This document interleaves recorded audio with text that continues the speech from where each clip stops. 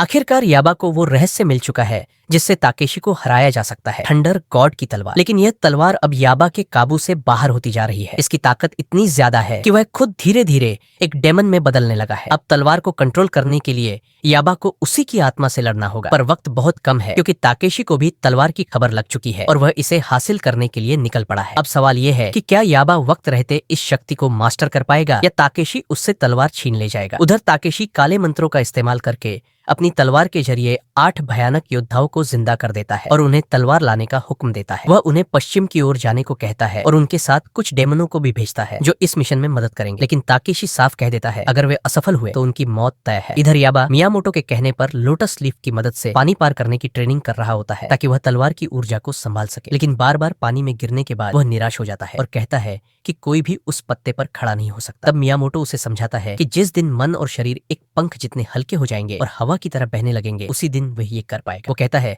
कि इन पत्तों पर खड़ा नहीं होना, बस हल्के कदमों से उन्हें छूते हुए आगे बढ़ते जाना है। मियामोटो उसे करके दिखाता है और ये देख सभी हैरान रह जाते हैं। याबा मियामोटो से पूछता है क्या वो सच में ये कर पाएगा। मियामोटो कहता है कि यह सब उसके दिमाग पर निर्भर करता है। अगर मन में शक हुआ तो न तलवार काबू आएगी न ये ट्रेनिंग पूरी होगी। याबा दोबारा से पूरी लगन के साथ ट्रेनिंग शुरू करता है और उधर साइका उसके दोस्तों के साथ खाना बनाने चली जाती है। दूसरी ओर जापान की संसद में बजट को लेकर बहस हो रही होती है कि तभी ताकेशी वहां हमला कर देता है। गोलियों का उस पर कोई असर नहीं होता और वह अपनी ताकत से सबको डरा देता है। वह घोषणा करता है कि अब से वही देश का नया शासक होगा। काफी प्रैक्टिस के बाद याबा में आत्मविश्वास आने लगता है। मियामोटो को उसे देखकर एक पुराना तलवारबाज याद आ जाता है, काजीरो, जो बेहद ताकतवर था। लेकिन उसकी सबसे बड़ी गलती थी कि वह हमेशा अपनी तलवार पहले निकालता और सिर्फ अपनी ताकत पर भरोसा करता और यही उसकी हार का कारण बनता। मियामोटो अब याबा को थंडर गॉड की तलवार सौंप देता है क्योंकि उसे लगता है कि शायद याबा बिना तलवार के अधूरा महसूस कर रहा है और तलवार के साथ उसकी ट्रेनिंग और बेहतर हो। जैसे ही याबा तलवार पाता है उसका जोश फिर से लौट आता है। उधर साइका खाना बना रही होती है, तभी 2 अजनबी वहां आते हैं और तलवार के बारे में पूछते हैं। साइका को लगता है कि वे मियामोटो के दोस्त हैं और वह उन्हें बता देती है कि तलवार फिलहाल याबा के पास है। जब वह देखती है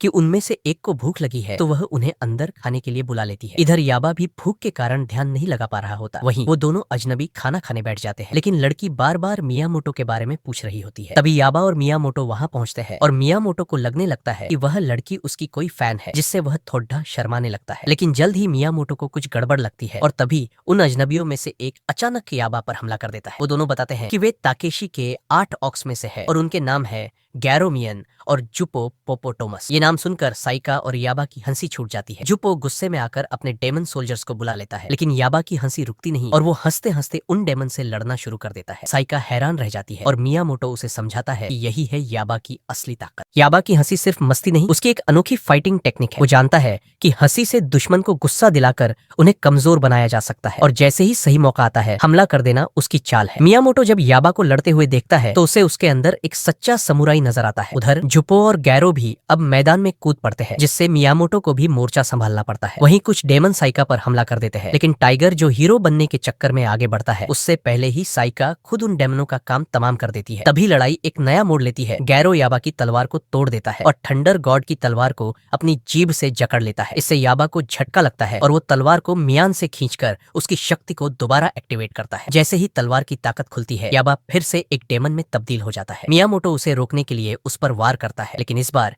याबा काबू में नहीं आता। वो उठता है और मियामोटो के ट्री हाउस को ही जला डालता है। अब याबा बेकाबू हो चुका है। वो पागलों की तरह इधर उधर हमला करने लगता है और जैसे ही वो गैरो पर टूट पड़ता है मियामोटो उसे बीच में रोक लेता है। हालात ऐसे बनते हैं कि मियामोटो और गैरो एक टीम बना लेते हैं। दुश्मन का दुश्मन दोस्त बन जाता है। दोनों मिलकर याबा पर हमला करते हैं, लेकिन याबा हर बार उनके वार को पलट देता है। आखिरकार मियामोटो अपनी तलवार की मदद से याबा की तलवार से उसका ओर निकालने में सफल हो जाता है, जिससे तलवार की शक्ति खत्म हो जाती है। दोनों राहत की सांस लेते हैं और खुशी में एक दूसरे को गले लगाते हैं। लेकिन खुशी ज्यादा देर नहीं टिकती। सबका ध्यान बढ़ता है और जुपो याबा की ओर को चुरा लेता है। वो याबा को धमकी देता है अगर साइका को जिंदा देखना है तो तलवार उसके हवाले कर दे। जुपो अब गैरो को भी कहता है कि वो सबको मार डाले, लेकिन गैरो हिचकिचाता है। आखिर मियामोटो ने उसकी जान बचाई थी। इसी बात से गुस्से में आकर जुपो गैरो पर हमला कर देता है, लेकिन याबा उसे बचा लेता है और सवाल करता है कि वो अपने ही साथी पर वॉर क्यों कर रहा है। जुपो कहता है कि ताकेशी को बस वही चाहिए जो उसकी बात मान, बाकी सब बेकार है। इस पर याबा गैरो को अपने साथ रखने की बात करता है। वैसे भी वो तो उसे पकाकर खाना चाहता है। बातों बातों में याबा एक बार फिर जुपो के नाम का मजाक उड़ाता है, जिससे जुपो भड़क जाता है और अपने सोल्जर्स को याबा पर छोड़ देता है। जुपो से लड़ते वक्त याबा उसे ज्यादा नुकसान नहीं पहुंचा पाता। तभी